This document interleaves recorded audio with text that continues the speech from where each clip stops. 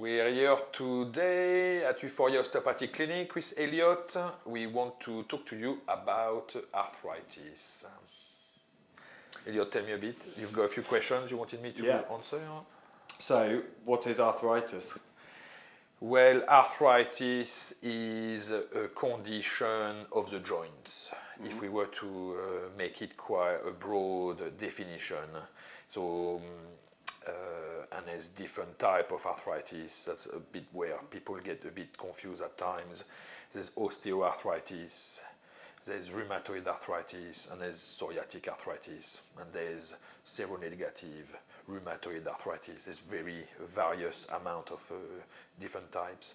And the main thing we need to talk about today is osteoarthritis, which is actually a degenerative condition compared to rheumatoid arthritis, which would be more of an inflammatory condition of the joint type thing. So something that develops. Yeah, with your immune system being a bit out of whack, and it tends to attack the capsule, the wrapping of the joint. Osteoarthritis is a degenerative, slow progressing condition of the joint where the cartilage tends to, the height of the cartilage or the height of the space of the joint tends to diminish over a period of time, slow or fast. But it's really affecting people's functioning, basically. So the structure of the joint is going to change over time. We're going to have a decreased height of the joint space. The cartilage is going to start wearing. We're going to have a osteophytic growth. We're going to go extra bone. The bone is going to be, the body is going to grow a bit more bone around to stabilize the joint. We're going to get a decrease in the range of movement of the joint. We're going to get some stiffening of the joint. So people lose gradually function with osteoarthritis, basically. So what's the main difference?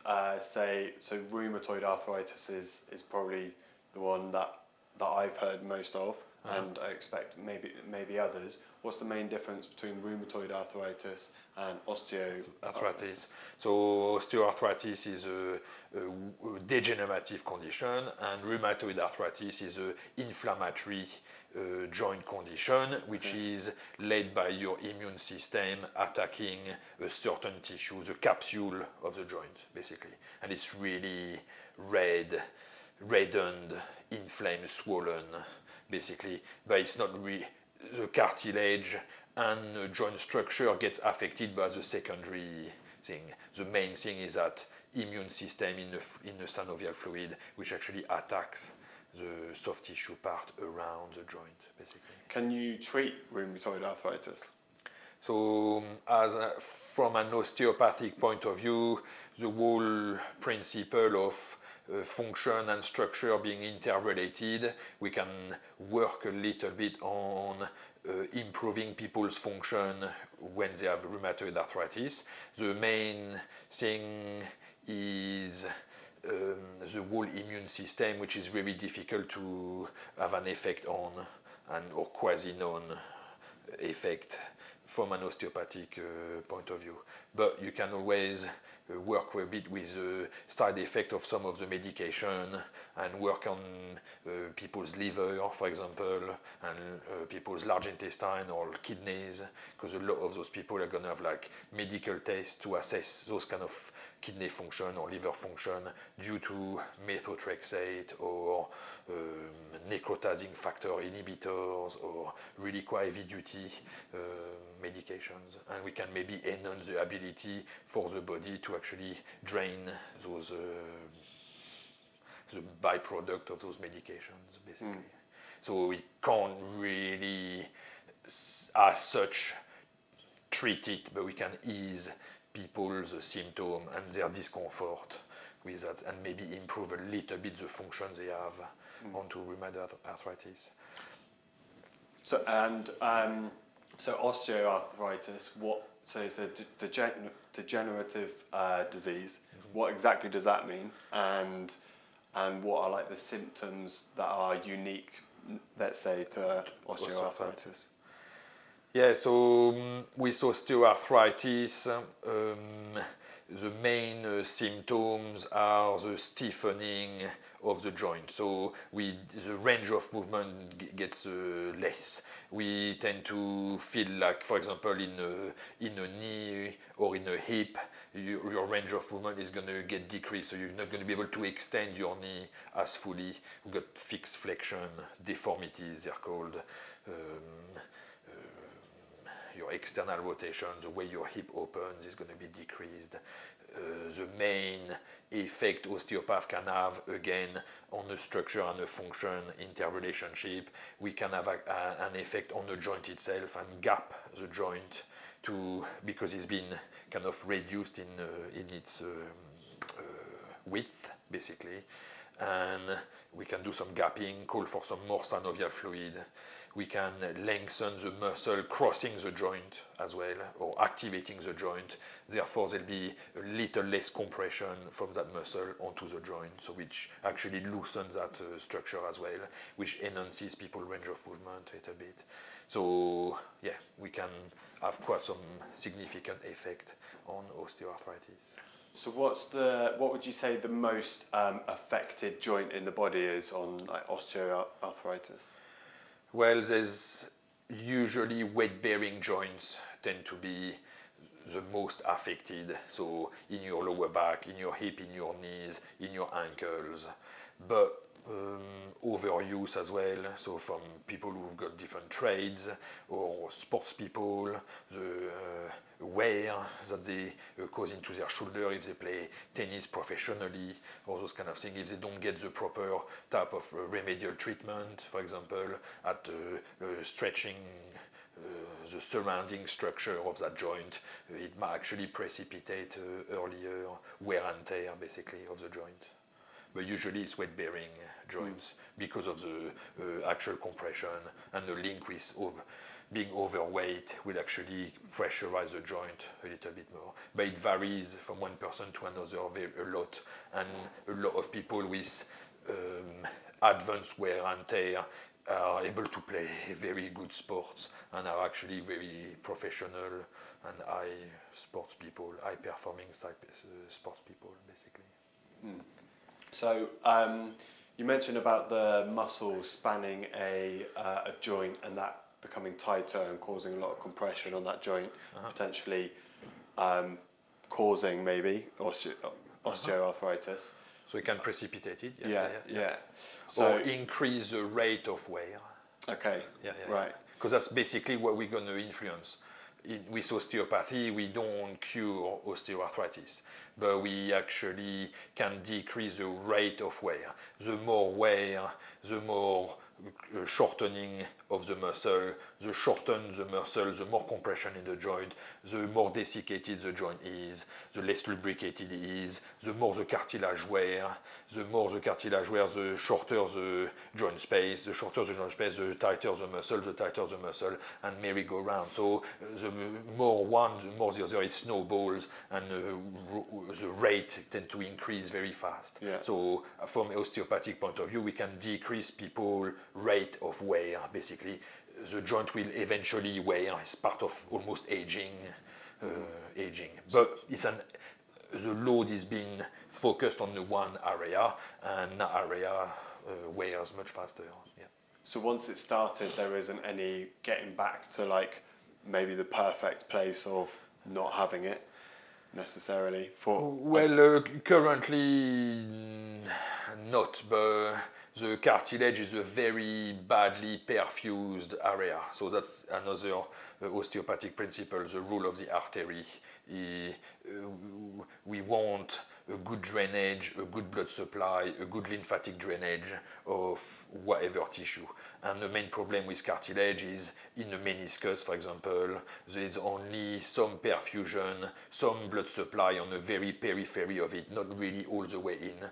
Therefore, medications such as MSN or other things don't tend to really feed the cartilage that readily, basically, especially if it's compressed as well, basically. Because it can't get the medication can't get to the affected area. Yeah, see. but that's where our stem cell is going to come into play, and then we're going to be able to grow cartilage outside the body and then put it back and replace the piece, depending a little bit. But yeah, at this stage, I think we can't really rejuvenate ourselves in a way, or we can't really get the clock back, basically. Once the wear is there, we can really minimize the speed at which the wear is going. So it's accelerating. The more wear, the more wear, the more wear. Once the damage has been done, once you've got a tight muscle over a joint, or in some way, shape, or form you've caused yourself to have somehow you've got osteoarthritis. Is there anything that you can?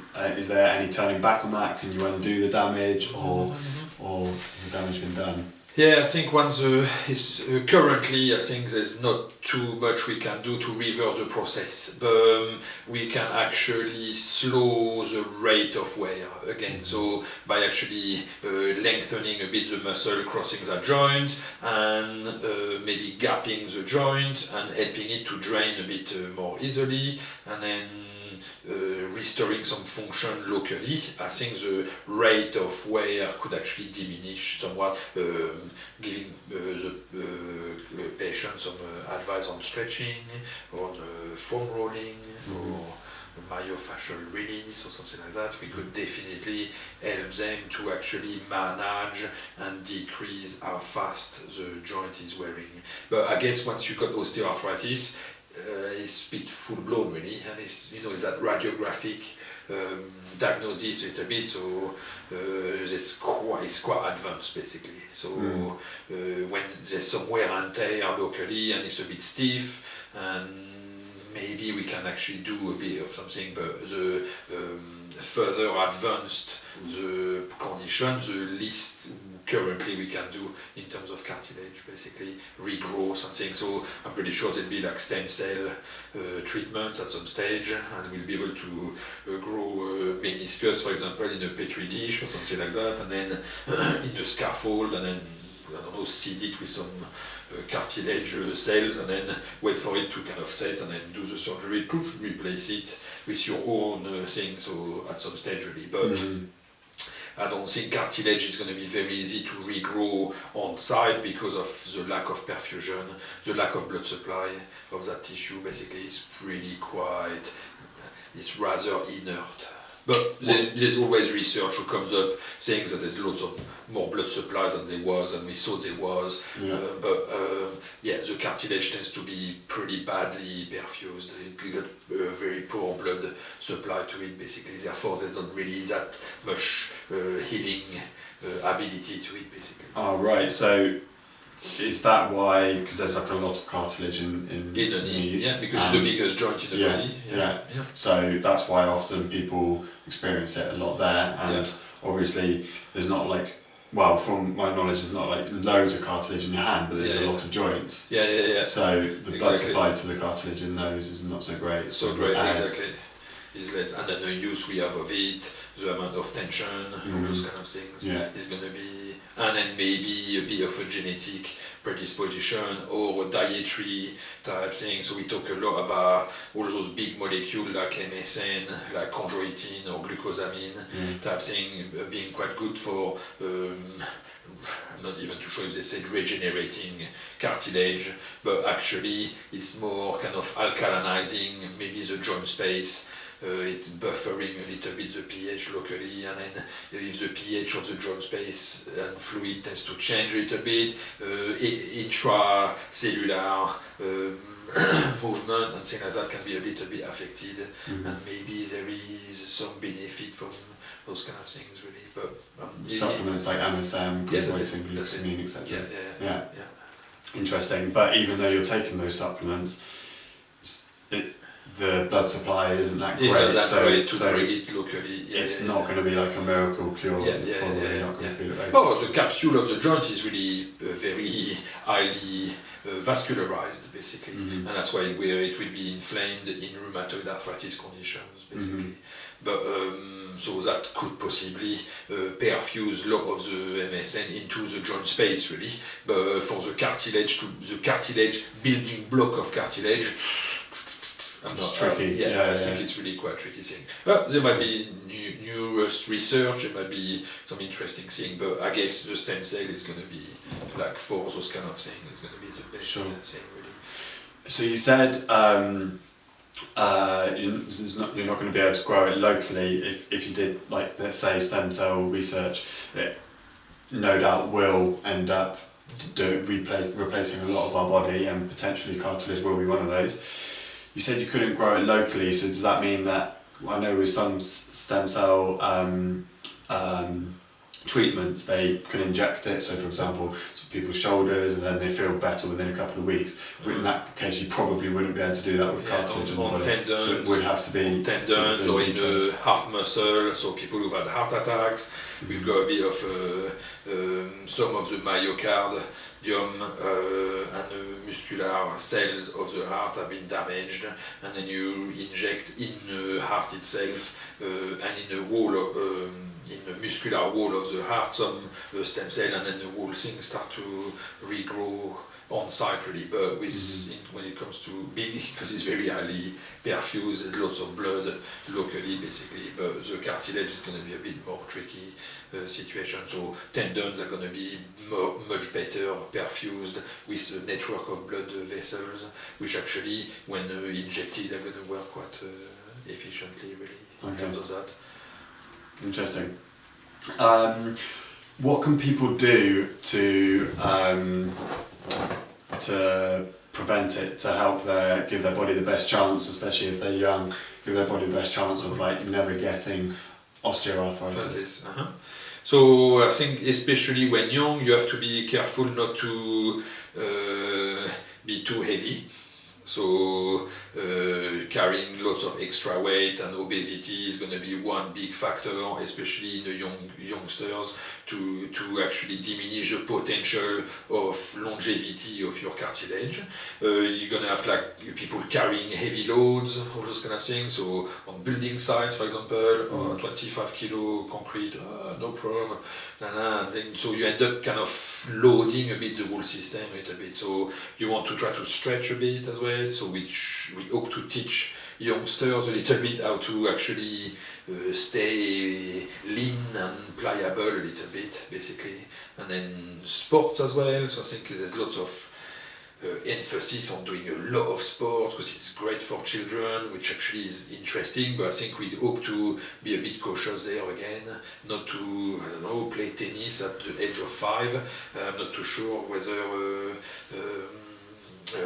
Nadal or Murray are not really suffering from certain wear and tears in different places, because they play quite a game which is quite asymmetrical, and I don't know, we see a bit at this stage, really. So, and they are quite young athletes, basically. So in 30 years' time, it would be quite interesting to talk to Andy Murray and see a bit with his shoulder whether it's good or not, really, or his knees or something like that, really. So if you're Andy Murray and you've been playing tennis since you're 5 or whatever, and then you're suddenly 35 and you've got, like, a really big issue with your elbow and potentially your shoulder, could some of that be osteoarthritis? Or, it could be a bit osteoarthritis related. The whole thing is Andy Murray would have had massage on a daily basis after every training session. He would have had a coach who would have minimized all those kind of things. So it's more like people who go and do weightlifting at the gym on the New Year type thing, who are going to do a bit more damage, and we start early, so we used to, maybe less so nowadays, because all training is quite good at football club, all those kind of things, when you were doing PE at school, all those kind of things. Well, there was not much warming up, there was not much cooling down, and not much of those things, which actually is getting a bit more into, like, the culture of exercising, really. So we use muscle, but we need to keep them lean as well, so we need to stretch. All the foam rolling, all the myofascial releases, the taping, all those kind of things tend to, massages, soft tissue work, tend to really be part of a sport activity, basically. So I guess people are minimizing wear and tear on that aspect a little bit. So it's very multifaceted. There's a genetic disposition, there's a weight issue, there's a diet possibly related, and we've got the overuse of things, the management of it from a young age around different. So it's quite a complex thing, osteoarthritis, and then some people are plagued with it, and others aren't, and it's a bit the way it all goes. But you don't have a sudden onset of osteoarthritis. It builds up over a 20-year period, 15-year period, basically. So yes, by the time you go osteoarthritis, to do some stretches, it may be a bit late. But as you're doing quite a fair bit, you might want to change a bit your habit and actually do a bit of stretching, or consult a masseur or physiotherapist or an osteopath, chiropractor, in order to try to manage that a little bit, really, and give you a tool you can use on a daily basis, basically. Yeah. Why is arthritic pain worse when the weather's cold? So that could be a bit of an old wives' tale, a little bit, but, and I think the scientists would kind of agree to disagree. But anecdotally, we've got loads of people who mention it, especially when the wear and tear is pretty advanced. And my take on it is to do with subchondral cysts a little bit, which are one of the radiographic evidence of osteoarthritis and advanced osteoarthritis. We've got cavities built into the bone below the cartilage area, and those cavities tend to fill with venous blood, and the wall, it pressurizes, it helps a little bit that hydrostatic type effect or hydraulic effect of the joint, and it actually potentially increases the pressure at the top of the bone or at the epiphyse. Basically, when there is a change of atmospheric pressure, actually going from high pressure to low pressure especially, and when this is quite a sudden change, there will be a residual tension within the bone, which actually would push a little bit the wrapping of the bone, the periosteum, which would make it painful, basically. So that's one theory. Sure. It has to be proven scientifically nowadays. Everything has to, at the end of the day, but it doesn't mean people don't actually experience it and to actually poo-poo it. But as a therapist, it's actually quite a good diagnostic tool, because people are quite sensitive in that joint area, and they've got potentially quite advanced wear and tear there, basically. If they experience it during cold weather. Yeah. Okay. Well, cold weather is really as well to do with the muscle. So when it's cold, it could tighten muscle, actually compressing the joint a little bit. It's the same. I can see you coming with the next question about if it's worse in the morning or in the evening. Yeah. And basically, it's the same principle. Instead of when lying down and non-weight bearing, we should have a relaxation of the muscular chain running across the joint, but it doesn't completely with osteoarthritis, and we keep some degree of pressure within the joint, which actually leads to a big stiffening of the area first thing in the morning, until you go down the stair, you have your cuppa, and then everything starts to loosen up gently, basically. Okay. And what about night? So at night, I think it's a lot to do with pain tolerance a little bit, and not pain threshold. So towards the end, with osteoarthritis, there's a pacing. You need to pace yourself. If you don't do enough, you tend to stiffen. If you do too much, you tend to stiffen. And you need to find, that's a bit the tricky one. So you need to do enough to loosen things up, and not too much to tend to tighten things up. So I think at the end of the day, if you've been on your feet all day or been walking and things like that, you're going to experience, once you stop, some degree of pressurization of the joint, which is going to actually lead to some discomfort, basically. I see. Okay. What is psoriatic arthritis and rheumatoid arthritis? We've already gone through that. Do you get many customers with osteoarthritis? Well, it's our bread and butter in a way. So people tend to experience various degree of osteoarthritis or wear and tear or degenerative changes into their joints, and the main complaint we have is a loss of function people have of that joint, basically. So I struggle going down the stairs with my knee. Well, that's definitely depending on how advanced the wear and tear is definitely a sign of wear and tear or osteoarthritis in the knee, and therefore we can actually work with that in terms of the tracking of the knee, in terms of how the knee is interacting with the hip and the ankle, and a chain of muscle crossing it to try to stabilize it going down the stairs, for example. Yeah. So, and if a customer comes in, they're quite young, and they may have, let's say they have the starting signs, or not necessarily the starting signs, but they're quite tight and in certain areas. Can you feel, or can you feel that they have potentially the onset symptoms, or do people quite often have the starting signs of osteoarthritis? And with stretching out, I know that you said you can sort of slow down the development of that osteoarthritis, but is it quite a popular Common.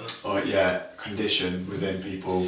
Yeah. I think people who carry quite a lot of tension from a younger age might actually be more predisposed to having a degenerative condition in their joints, basically. So I guess that's where the treatment is as diagnostic as the diagnosis, in a way. So if I treat that young person for what we think is extra tension in the muscle, but not really taking too much into account the wear and tear or the potential of wear and tear, the longer the release of the symptom, the least likely there is wear and tear, or the less advanced the wear and tear is. Okay. And the shorter the release, the more likely there is to be some degree of wear and tear, right. And we haven't really been able to address the reason for the tension, basically, of the muscle, really. Yeah. So the treatment is quite diagnostic with that, really. Can you talk to me about the effects of acupuncture, meditation, diet, turmeric, other herbal supplements? So, and the treatment of it. Maybe start with. So I'm no acupuncturist, so I'm not entirely sure, but I've got a couple of colleagues locally who are very good at actually working with Chinese medicine and arthritis.